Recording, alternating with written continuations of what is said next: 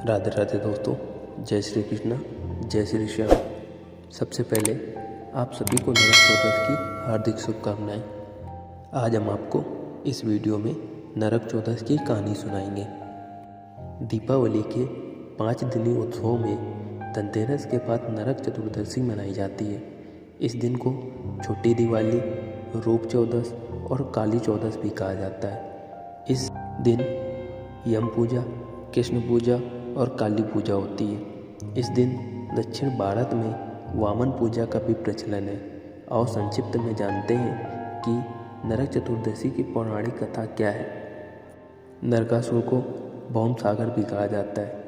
कृष्ण अपनी 8 पत्नियों के साथ सुखपूर्वक द्वारिका में रह रहे थे।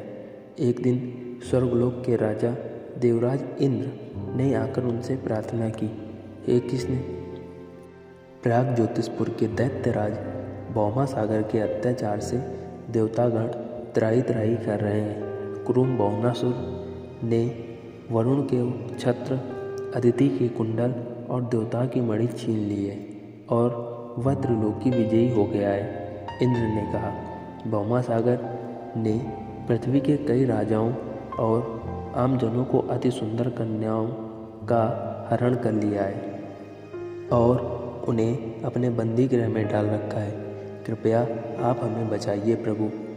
इंद्र की प्रार्थना स्वीकार करके श्री कृष्ण अपनी प्रिय पत्नी सत्यभामा को साथ लेकर गरुड़ पर सवार हो प्राग ज्योतिषपुर पहुँचे।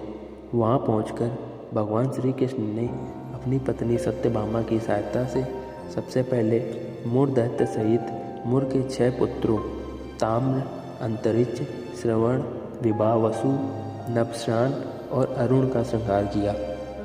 मूर दैत्य का वध हो जाने का समाचार सुन भौमा सागर अपने सेनापतियों और दैत्यों की सेना के साथ युद्ध के लिए निकला।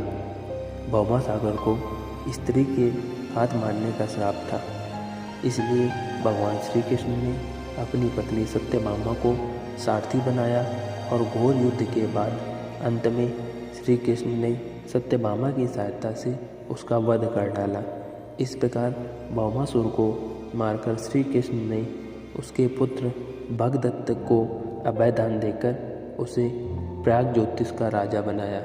भगदत्त कौरवों की ओर से महाभारत युद्ध में भी लड़ा था।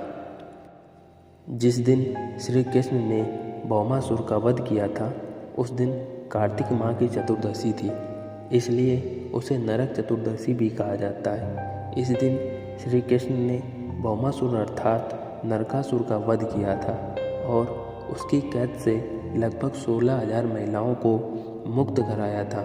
इस खुशी के कारण दीप जलाकर उत्सव मनाया जाता है। इसी प्रकार दूसरी कथा यह भी है कि रंतिदेव नामक एक धर्मात्मा राजा थे।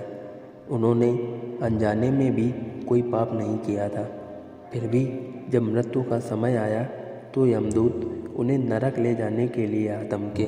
राजा ने कहा कि आप मुझ पर कृपा करें और बताएं कि मेरे किस अपराध के कारण मुझे नरक जाना पड़ रहा है।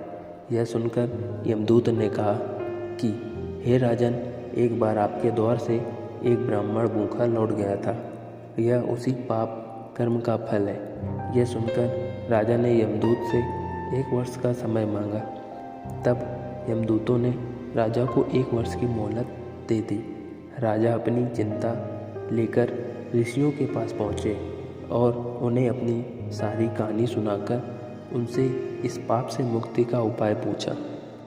तब ऋषि ने उन्हें बताया कि कार्तिक मास की कृष्ण पक्ष की चतुर्दशी का व्रत करें और ब्राह्मणों को भोजन करवाकर उनके प्रति हुए अपने अपराधों के लिए क्षमा याचना करें। राजा ने वैसा ही किया जैसा ऋषियों ने उन्हें बताया। इस प्रकार राजा पाप मुक्त हुए और उन्हें विष्णु लोक में स्थान प्राप्त हुआ। उस दिन से पाप और नरक से मुक्ति हेतु भूलोक में कार्तिक चतुर्दशी के दिन व्रत का प्रचलित है।